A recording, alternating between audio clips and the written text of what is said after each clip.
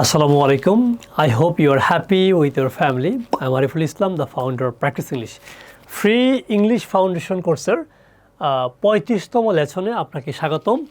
আজকে আমরা শিখব যে আমি গিয়েছিলাম না, আমি লিখেছিলাম না, আমি খেয়েছিলাম না, আমি এটা করেছিলাম না, ওইটা করেছিলাম না, এই কথাবার্তা কীভাবে বলতে হয়। ঠিক আছে, দেখুন এটার হচ্ছে পাস্ট ইনডিফিনিট টেন্স দিয়ে নেগেটিভ বাক্য তৈরির কৌশল, মানে নাবোধক যে বাক্যগুলো হয় আর কি। এটার একটি স্ট্রাকচার রয়েছে। আমরা স্ট্রাকচার খুব বেশি জানবো না, আমরা রুলস থেকে এড়িয়ে চলবো। যত রুল তত ভুল। রুল শিখি বলে আমাদের জীবনে অনেক ভুল হয়। সো সাবজেক্টগুলো দেওয়া আছে, first person, second person, third person. হ্যাঁ, তো হচ্ছে অক্সিলারি ভার্বকে ডিড নট বা ডিডন্ট। ওকে, তাহলে আমি যাই মানে কি আই গো। তাহলে আমি যাই না, I do not go, I don't go. তাহলে আমি গিয়েছিলাম, আই ওয়েন্ট। তাহলে আমি গিয়েছিলাম না, নেগেটিভ করতে গেলে অক্সিলারি ভার্ব আসলে এখানে কি হয়, ভার্বের বি1 চলে আসে। যেমন আমি গিয়েছিলাম না, আই ডিড নট গো, অথবা আই ডিডন্ট গো। তাহলে আমি বাজারে গিয়েছিলাম না, I didn't go to market. আমি স্কুলে গিয়েছিলাম না, I didn't go to school. আমি কলেজে গিয়েছিলাম না, I didn't go to college.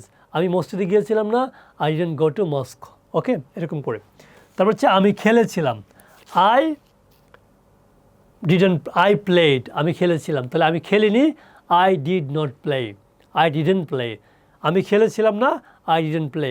আমি ক্রিকেট খেলেছিলাম না, আই ডিডন্ট প্লে ক্রিকেট। আমি ফুটবল খেলেছিলাম না, আই ডিডন্ট প্লে ফুটবল। তাহলে আমি সমাধান করেছিলাম, আই সলভড। আমি সমাধান করেছিলাম না, আই ডিড নট সলভ। ওকে, তারপর কি, আপনি খেলেছিলেন, ইউ প্লেড। তাহলে আপনি খেলেছিলেন না, ইউ ডিড নট প্লে।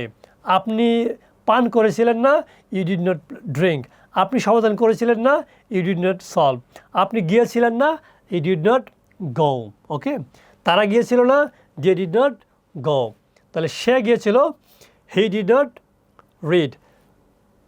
সে লিখেছিল, হি রিড। সে লিখেছিল না, হি ডিড নট রাইট। সে সাহায্য করেছিল, হি হেল্প। তাহলে সে সাহায্য করেনি, নেগেটিভ কী হবে, হি ডিড নট হেল্প। তাহলে সে রান্না করেছিল, হি কুকড। তাহলে সে রান্না করেনি, নেগেটিভ কী হবে, হি ডিড নট কুক। তো এরকম করে আপনারা বাক্য তৈরি করবেন। তারপর আস্তে আস্তে করে এই অবজেক্টগুলো বাক্য বানিয়ে আরেকটু বড় করবেন। এটা হচ্ছে পরের কাজ। আপনি ফাউন্ডেশনটাকে ভালো করে শেখেন যে আপনি কি এটা বানাতে পারেন কিনা, বাক্য কি আপনি বানাতে পারেন কিনা। বাক্য যদি আপনি বানাতে পারেন, দেখবেন যে আপনার জন্য সবই সহজ হয়ে যাবে। কিন্তু আমরা এই ফাউন্ডেশনটা দুর্বল, আমরা এইগুলো উল্টাপাল্টা বলা শুরু করি। মানে অনেকেই দেখি বলতে শুরু করতে চায়, বলতে চায়, কিন্তু ভুল করে এবং লজ্জা পায়, ভুল করে, তারপর আর পারে না, তারপর শেষ। তো প্লিজ এগুলো বুঝুন, বুঝে প্র্যাকটিস করুন। তাহলে আপনার কাজটা কি, এই যে আই দিয়ে এখান থেকে অক্সিলারি ভার্ব নেবেন, বা এখান থেকে ডিড নট নেবেন, তারপর এখান থেকে ভার্ব নেবেন। মিনিমাম 100 ভার্ব প্র্যাকটিস করে খাতায় লিখেন। এখান থেকে 100 ভার্ব দিয়ে খাতায় লিখেন, তাহলে আপনি অর্থগুলো আপনি বুঝতে পারবেন। এখান থেকে সেমভাবে এটা করতে পারেন। এখান থেকে একটা সাবজেক্ট, এইটা নেবেন ডিড নট, তারপর এখান থেকে 100 ভার্ব নিয়ে খাতায় লিখেন। তাহলে দেখবেন যে আপনার মাথা ক্লিয়ার হয়ে যাবে।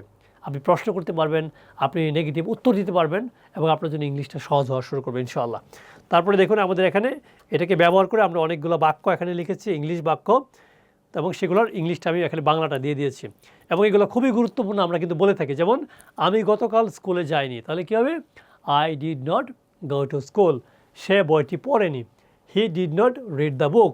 সে দুপুরে ভাত খায়নি, তাহলে কী হবে, he did not eat rice at noon. তারা ফুটবল খেলেনি, they did not play football. খুবই সহজ। তো এরকম করে প্র্যাকটিস করুন, তাহলে হবে। এখানে লেখা আছে সুন্দর 600 বারবি প্র্যাকটিস করার জন্য। তারপরে আপনি যখন বারবার বিভিন্ন স্ট্রাকচার দিয়ে আপনি যখন বারবার প্র্যাকটিস করছেন, দেখবেন যে আপনার জন্য সব কিছু সহজ হয়ে যাবে।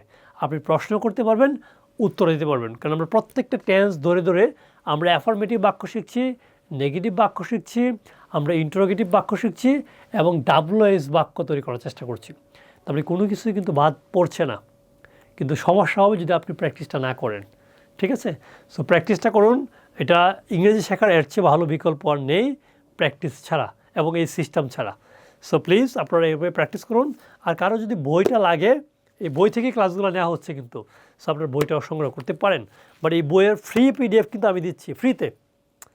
সো শেখার জন্য এত কিছু করছি, যদি আপনি শেখেন তাহলে আমি মূলত I will be happy.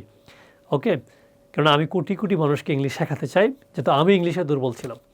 So please পরবর্তী ক্লাসে আবারও কথা হবে। সে পর্যন্ত ভালো থাকবেন, পরিবারকে ভালো রাখার চেষ্টা করবেন। আসসালামু আলাইকুম।